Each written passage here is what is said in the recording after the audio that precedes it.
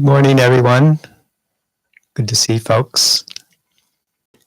Do we need to ask if there's how's the sound and the video look? Somebody comment on that?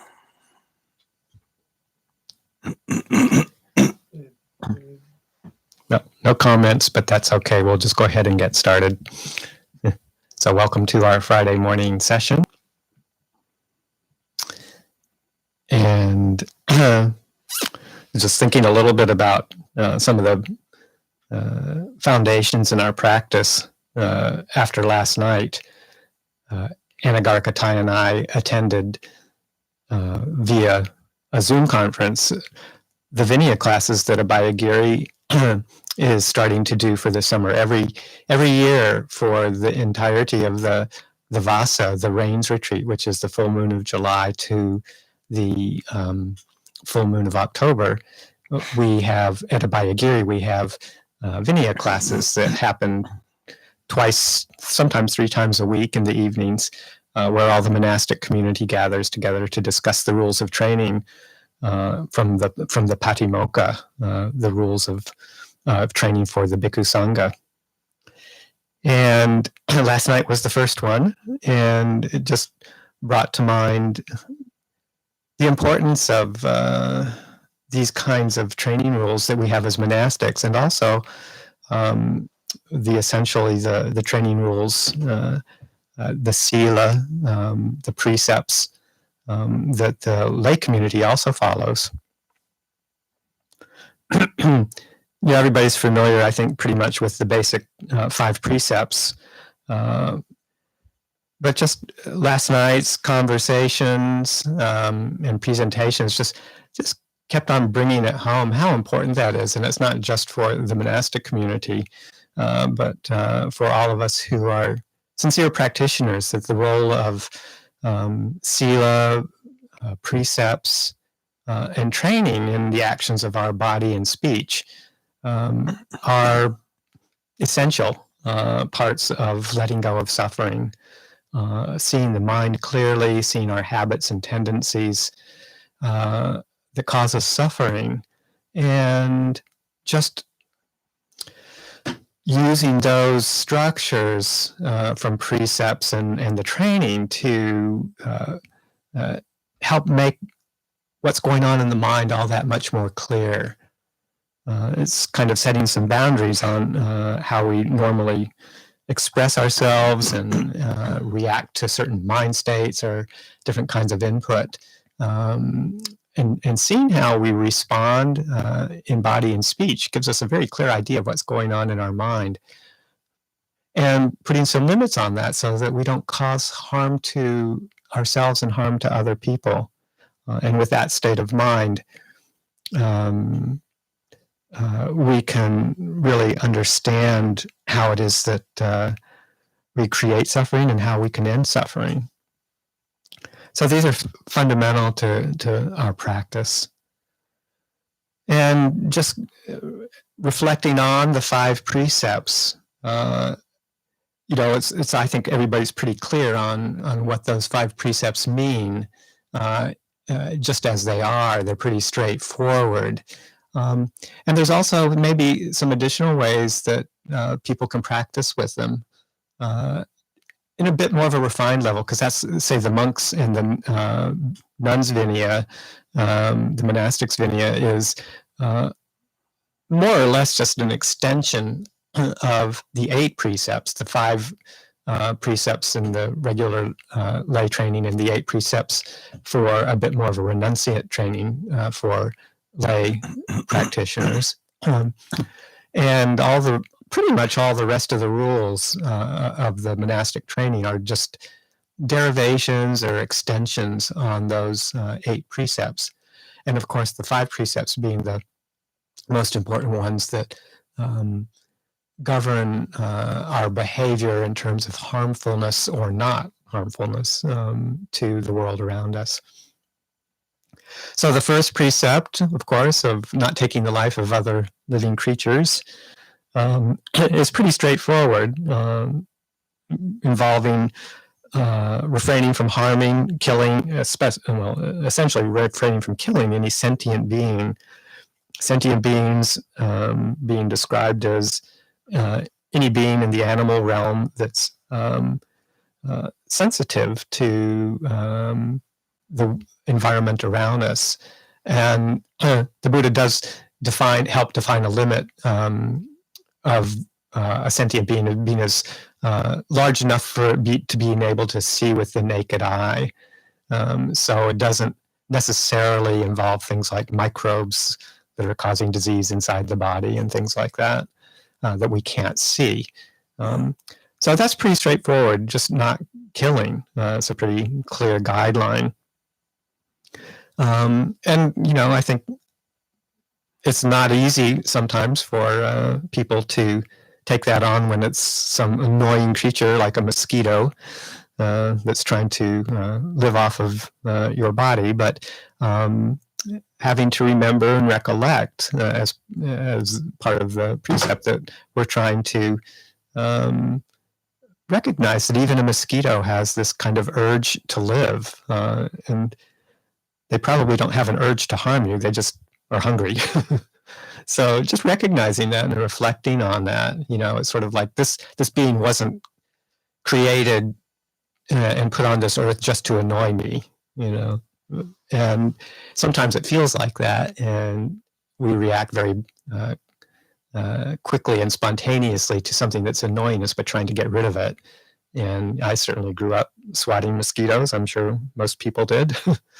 But just reflecting on the fact that, well, there is a certain basic drive for life that is going on there.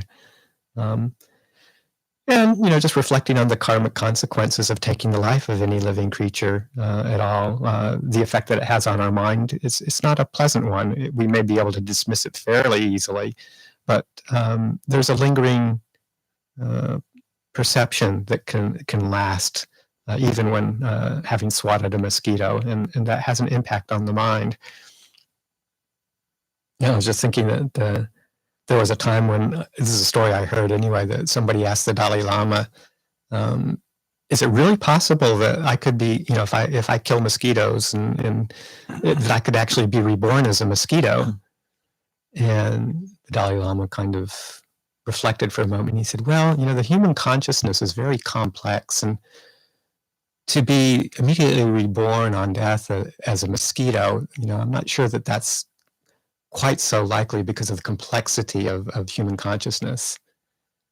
And then he paused for a moment and thought, and he said, maybe a swarm of mosquitoes. You could be reborn as a swarm of mosquitoes, which wasn't actually a reassuring kind of an answer, but I thought it was kind of interesting. So anyway, just to reflect on the consequences of even taking the life of a small, annoying creature. And using the counter mental attitude, and not just refraining. The precepts are pretty much just about refraining from harmful actions, which actually makes them very straightforward and very simple, which is nice. But also we can extend that to, well, what's the opposite quality that I want to bring up in my mind and develop in my mind? And that's the qualities of kindness and compassion. So it might seem like a little bit strained to actually, when this creature is trying to take your blood and bite you, to kind of get around the annoyance and actually start wishing it well. But that's a useful extension. And, I've often found myself in my kuti with a mosquito buzzing around me, feeling a bit annoyed, and okay, I got to catch it and I got to get it out and get rid of it. And just even that kind of slight aversion is less pleasant and less useful than oh, well, let me see if I can get this critter out of here and get it outside and wish it well and send it on its way. And just a different quality of mind that you have when you're doing it with that thought in mind. The precept on not taking that which is not given, stealing, is a very important one. I think it's pretty clear on the surface what that means. But there's also a lot of nuances in life that maybe we don't consider so much. And there's a lot of detail in the bhikkhu and bhikkhuni training about the precept around stealing. It's actually quite a complex rule for the monastics because there's so many nuances. And just to think about it, maybe in your own life, you probably, I would suspect that most of you have done pretty good around not taking the life of another human being. Although who knows, sometimes that does happen, even in Buddhist monastics who were formerly with the military, things like that. So that's important to recognize. But for the most part, once we've taken precepts, I think that's a pretty clear standard that most people are good with. And then, I'm sorry, I backtrack to taking the life of people. I meant to be on the stealing thing. So taking that which is not given, very nuanced rule. And, it's a good reflection on how it is that we deal with our possessions and the possessions of other people around us and the assumptions that we make. So that, obviously we're pretty clear about not going into a store and just taking something off the shelf and walking out with it. But what about other kinds of smaller kinds of things that maybe we make more assumptions about, like, office supplies from our work, taking things home from work that really aren't ours to take, stash of pens or pads of paper or things like that, or how, we might think about, say, our income tax returns. I think it's a fairly common standard that people can kind of maybe not report some kinds of income if it's not won't be noticed by the IRS, or kind of shading how we do things to get out of paying taxes. Some of course, it's legal, but some might be a bit shady. So looking at those kind of subtle things and the ways that our mind kind of starts to justify little transgressions, which, everybody else does it. This won't harm anybody. The government gets too much money anyway, and they're just using it to make weapons. All these kind of little things that go through our mind to justify the little actions that we take that are kind of a bit on the edge. And to say, what kind of quality of mind am I operating from this? Using it as a way to reflect on what's going on in my mind. Maybe taking a bit of a stricter standard to use as a mirror for our actions and reflecting on it. Okay, well, maybe without getting, incredibly obsessive about every fine detail, which can be done, but taking a stronger standard and seeing what that boundary does in terms of pointing out the qualities of your mind. And seeing how being fairly scrupulous in these little things just brings a sense of ease and lack of remorse, so that we don't carry it with us, kind of hovering in the back of our mind and having to justify it through these internal dialogues. I think Ajahn, at least he was the first person I heard use the term. I'm sure others have too. But listening to what the internal lawyer is trying to make arguments in favor of this one little minor transgression. So using the structure to really look at the details of your life, and then the precept of not lying, taking the precept to refrain from any kind of lying, very straightforward again, but watching the subtleties more, and that go beyond just a conscious, deliberate lie, but watching how when our minds are a bit challenged, or if we're in a tight situation, or we're maybe feeling a little bit defensive if somebody's accusing us or blaming us in some way, how it's easy to blurt out sort of a half-truth in defense of ourselves, kind of trying to wiggle out of something by kind of shading how we say something, so that it's not exactly a lie, not exactly a conscious or a deliberate conscious lie, but more of a sidestepping or an obfuscating kind of a comment that we make to escape some unpleasant feeling, or present ourselves in a different way than we are, or pretend that something didn't happen the way it did. So just watching those subtle shades of deception, so that we're, presenting ourselves in a good light, or just not wanting to feel bad, or even sometimes, through a better motivation, but still sometimes one has to question about, trying to protect somebody else by shading the truth.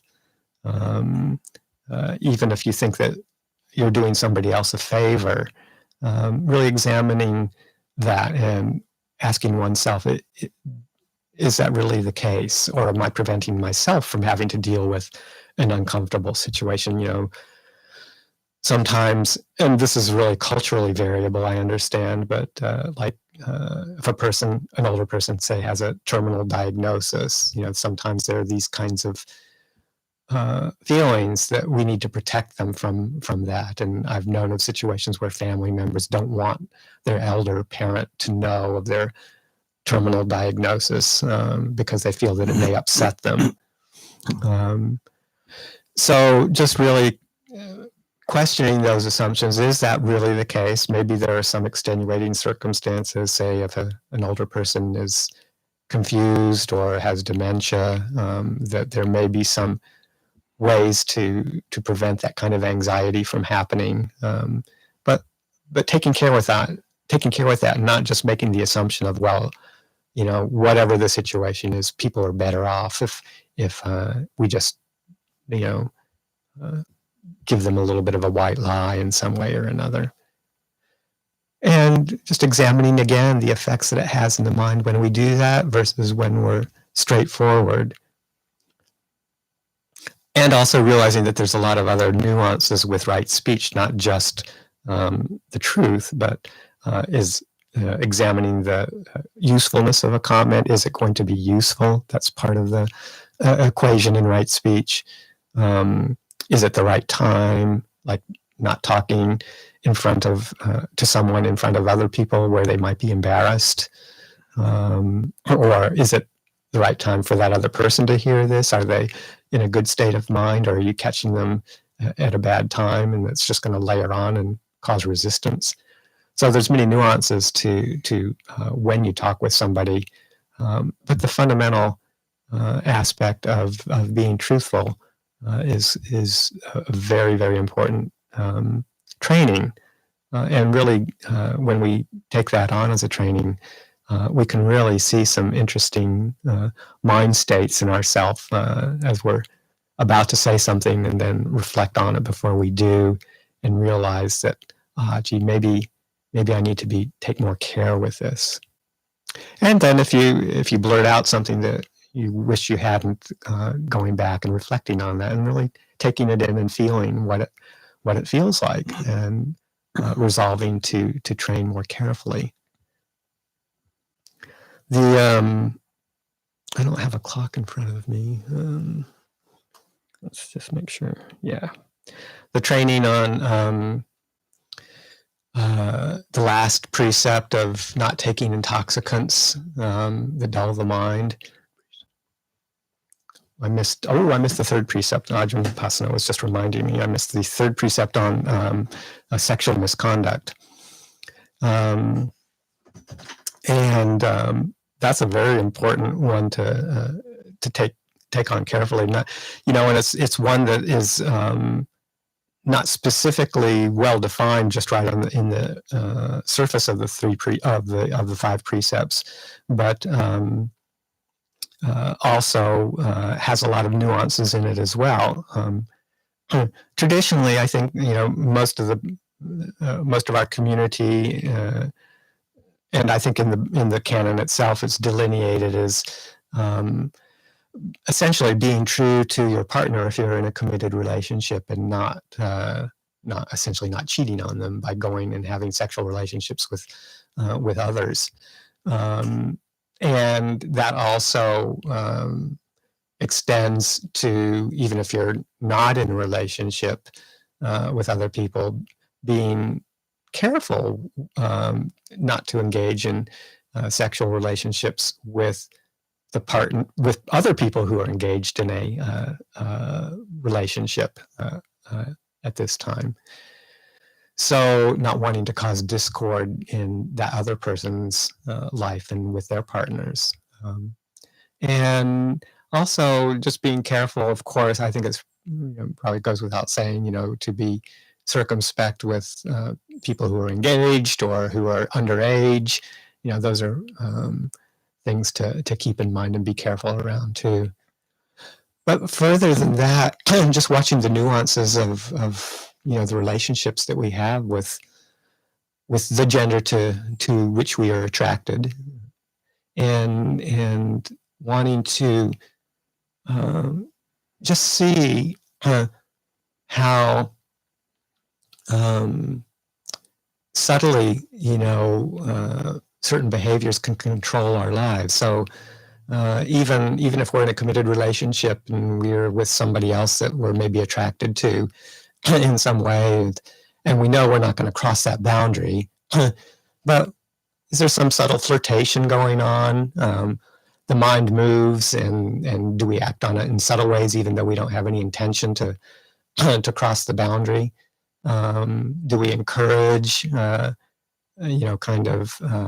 that kind of interaction with another person by paying attention to them or talking with them in a certain way? Do we find ourselves moving to be in their company more often? These are all little things that don't actually violate that particular precept, but might be part of a slippery slope and getting us moving in the wrong direction. So watching the mind around that particular precept, and how much cleaner it feels just to be really clear about our boundaries in that area. Much fewer regrets in the long run. And then, as I was going on to the last precept of not taking intoxicants, and mentioned before that that precept is specifically not one of the moral precepts. Sometimes in the canon, you just see the first 4 precepts talked about as the moral precepts against harming.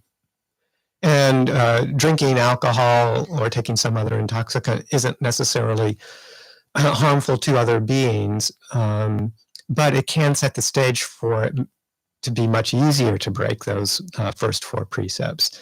If we have a bit of dullness or unclarity in the mind, how easy it is to kind of, lose track of our behavior, what we're saying especially, but also how we're acting around other people.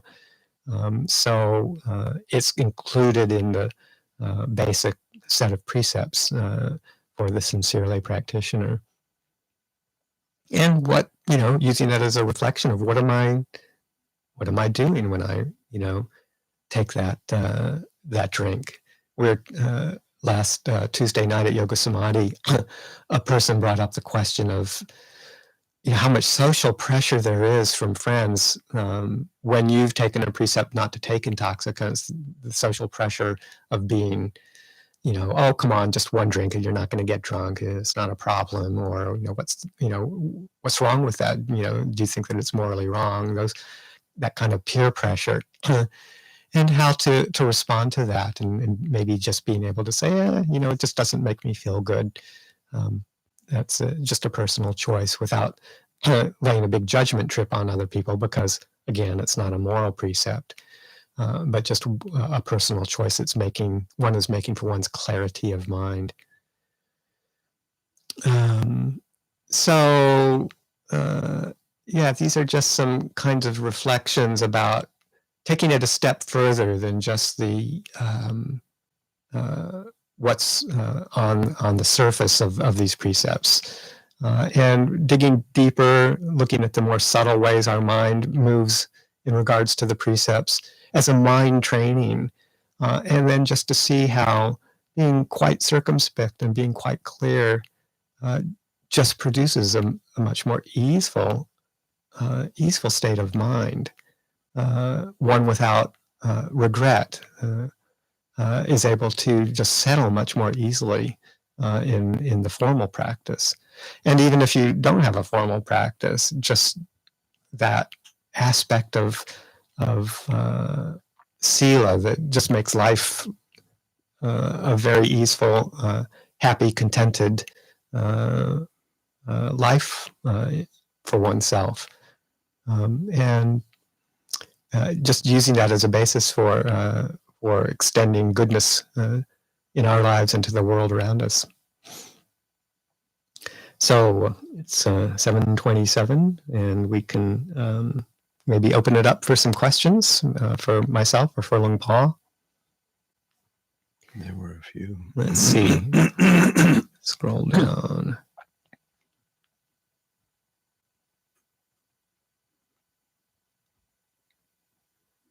Okay, first question. Dear Ajahn and Luang Pa, apparently that means catch and release fishing.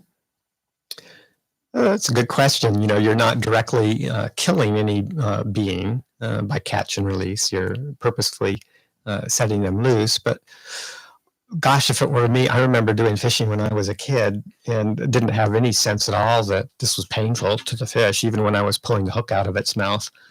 I don't know how I could have overlooked that, except it was, of course, extremely diluted at the time. But, you know, the fish doesn't look at you and say, gee, that really hurt.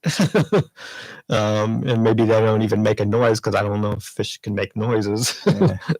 But flop around a lot. Yeah, they flop around a lot. Trying to get loose. Trying to get loose, and also just taking them out of the water. They breathe in the water, and they can't breathe when they're not in the water, and that's got to be pretty uncomfortable.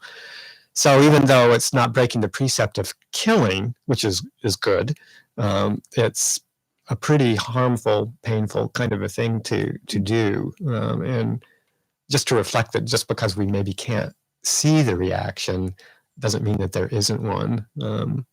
So that's kind of my thoughts on Pa. Yeah, no, I'd be there, because sometimes you just have to. I mean, that's also part of the precepts is starting to recognize that so many of the precepts are about harming and the effect that it has on others, as well as oneself, of course.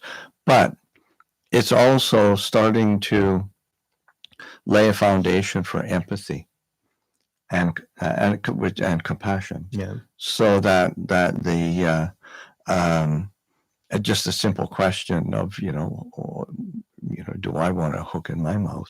Yeah. No, I mean it's pretty easy, pretty straightforward. In the same way,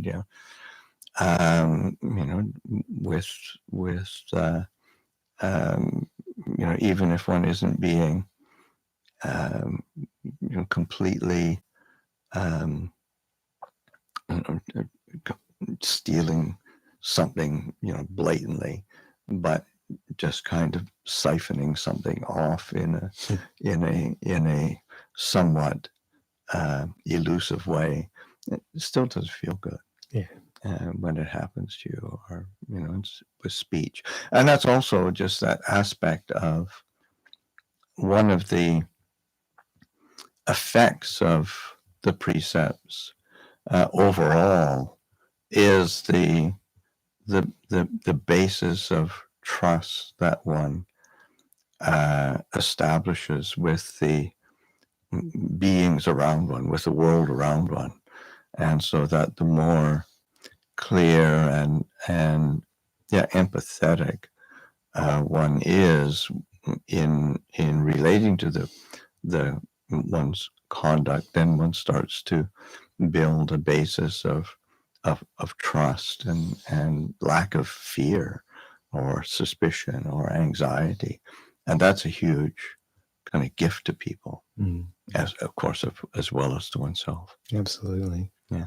You know, some recent teaching that you were giving Luang on, you mentioned the derivation of the word anukampang related to that being the word that's often used for empathy. Right. And maybe you could mention that again. I thought that was very useful. Just that the trembling. Or, yeah, to tremble with, and it's just in terms of the derivation of the word anukampa is to tremble with, and it's another word for compassion. It's also like when the asking for a Dhamma talk, anukampi mangpachang. It's sort of, please would you give the teachings out of compassion, right? And but it's translated as compassion, but it's sort of like to tremble with, to feel with, to be sensitive to. Yeah, I like that word too because it points more towards the inner experience. Yeah. I mean, the compassionate action, the expression of it is of course wonderful and very important, but the anukampang, the empathy, points to, well, what does this actually feel like inside? What's it feel like? How's it affect? Yeah. Okay. Another question here. Dear Venerables, would you please comment on how you use Chittanupassana in your practice? Thank you. Chittanupassana, recollection of the mind itself, the third of the four satipatthanas, foundations of mindfulness or establishings of mindfulness. We were just talking about that this morning. And so it's essentially refers to establishing our attention or our frame of reference for contemplation in the mind itself, the chitta, the heart, as opposed to the intellectual mind, the thinking mind, mano, manas, chitta. So it's basically referring to examining the qualities of the mind, sort of like in a sense, affective qualities of the heart, and seeing,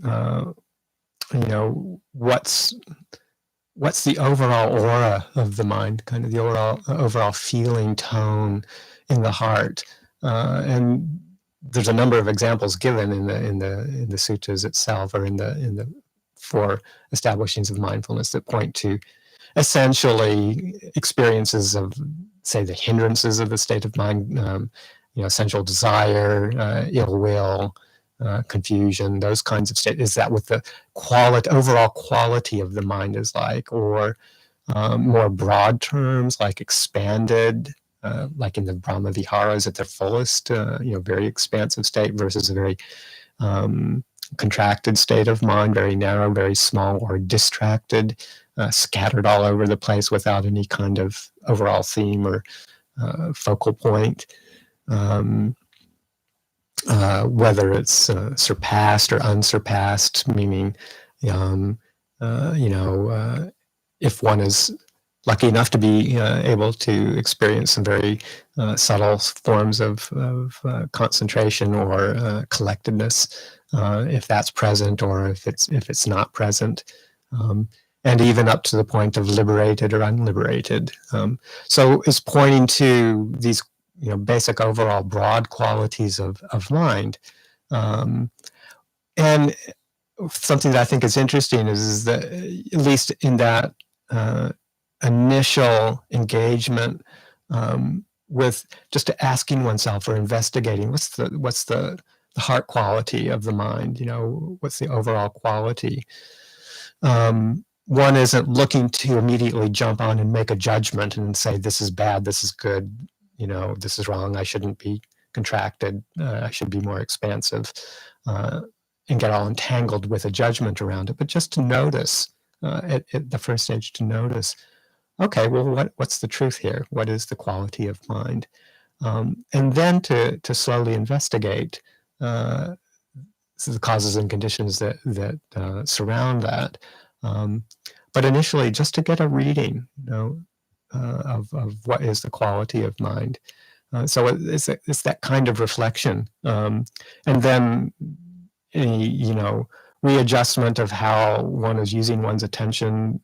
If one is attending to inappropriate themes or objects that produce those states of mind, to work from there to redirect one's attention to something that's more appropriate. But to first start out just by, after getting settled in the body for a while, one can quietly just reflect and experience those particular qualities. Yeah, I think a lot of it is just being attuned. It's not about contemplation of the mind, of idealizing what the mind should be, but just that sense. Okay, what is it? And so, okay, this is a mind with greed. It's a mind without greed. It's a mind with anger. It's a mind. It's not sort of saying you have to experience ideal mental states, but the whole range is possible, and to be alert to recognizing more clearly what actually is the experience, and what's the kind of the mood of the mind, the content of the mind, felt sense of the mind. Okay. Yep. Sound good. Another question. Do I need to find a project or community to get involved with to help with the feeling of lack of purpose and direction in my life? I don't have any obligations, so I feel useless. Kind of following up on that from the same person. Don't really know how to figure out the right thing to do. So many options. I tend to think I need to make more money, acquire more knowledge, but it feels useless and shallow to pursue those goals.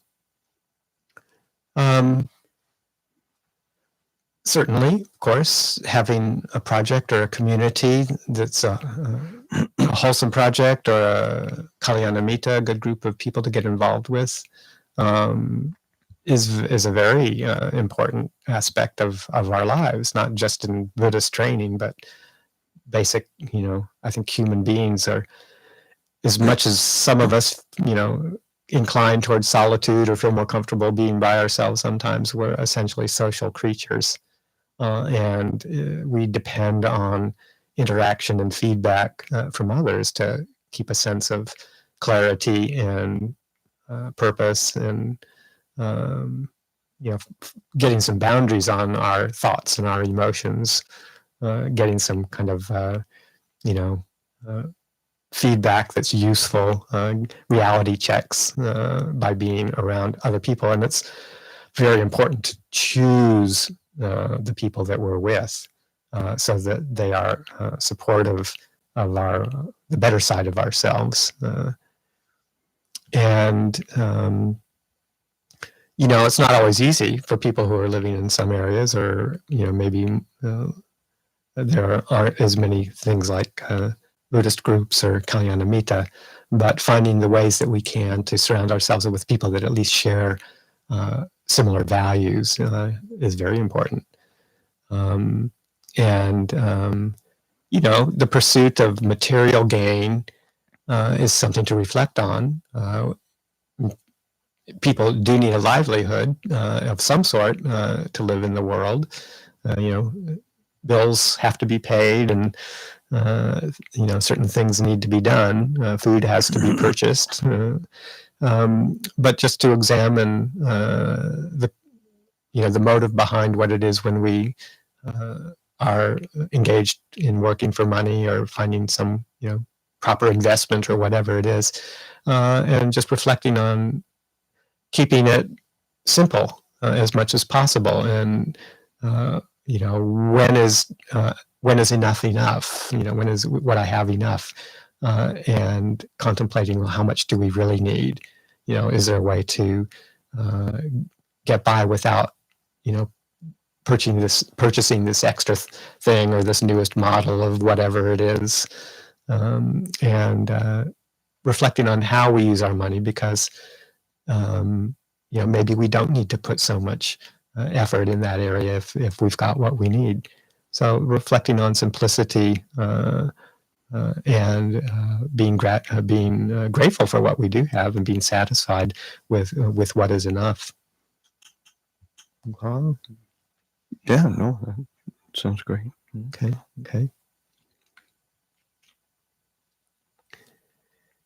Kind of following up on that, I would say that friends in the Dhamma is perhaps the greatest fruit of the path so far. Would you agree? It certainly is both a great means to clarity and friendship, associating with good people, and the benefits that it comes. The fruit is quite wonderful. Yeah.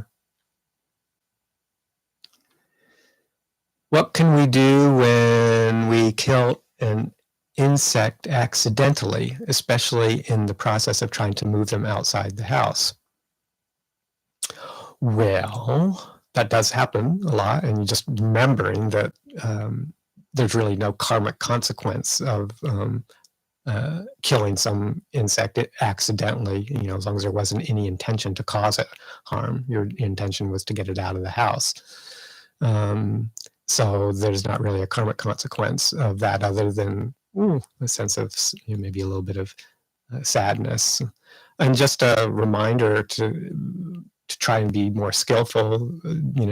Trying to find different ways to pick up these little critters in a way that won't harm them. Sometimes it's not easy to do, but trying to refine the skill. It's a matter of skill, not intention.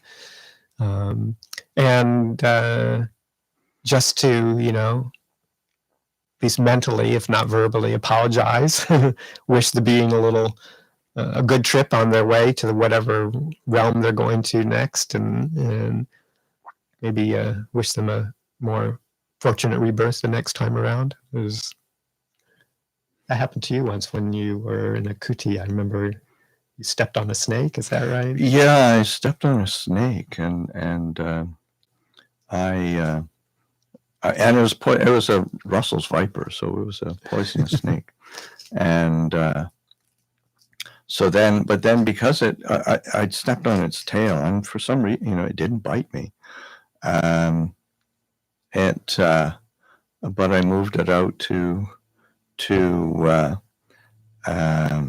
the front of the monastery, where there was because it couldn't move properly without its tail sort of damaged. I didn't realize that. Its propulsion really relies on its tail, and so I took it out and took it to the front of this Wapapong, and there's a area there was kind of a pond.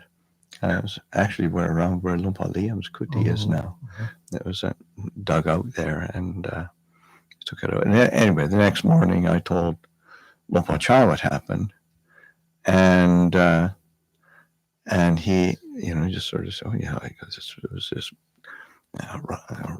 Russell's viper was there," and it stepped on it, told him the story, and then was curious to see what his response was, and he just "Did you apologize?" It was all and I said, "Yeah, I did." And he said, "Okay." That's all he said. That was it. Yeah. That's great. That was great. So it was. But also, I think one of the things to make clear that sila, precepts, it is about actions of body and speech, and there needs to be a volition and intention of harming for there to be. So, like accidentally, one is doing something, and there is some harm. It's not it's that intention that one is really need. That's where karma is created, and that's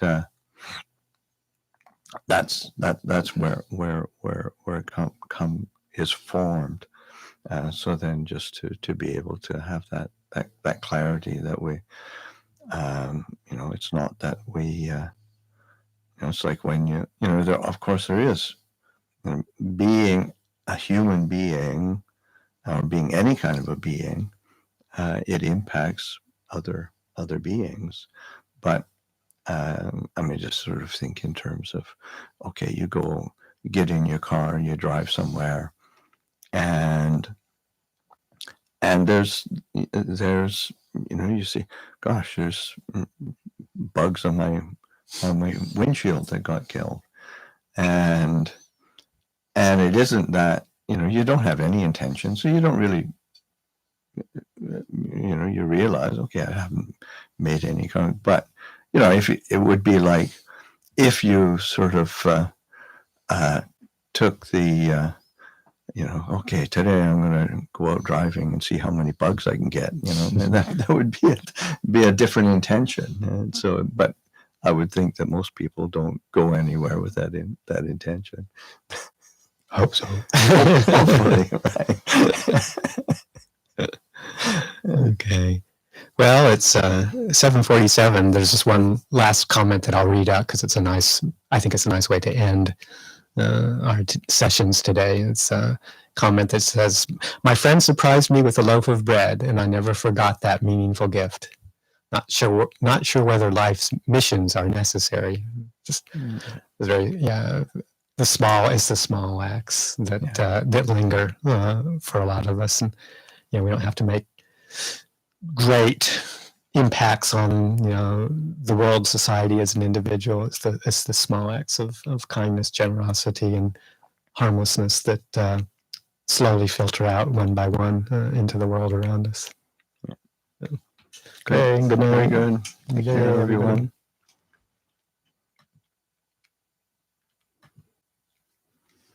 Okay.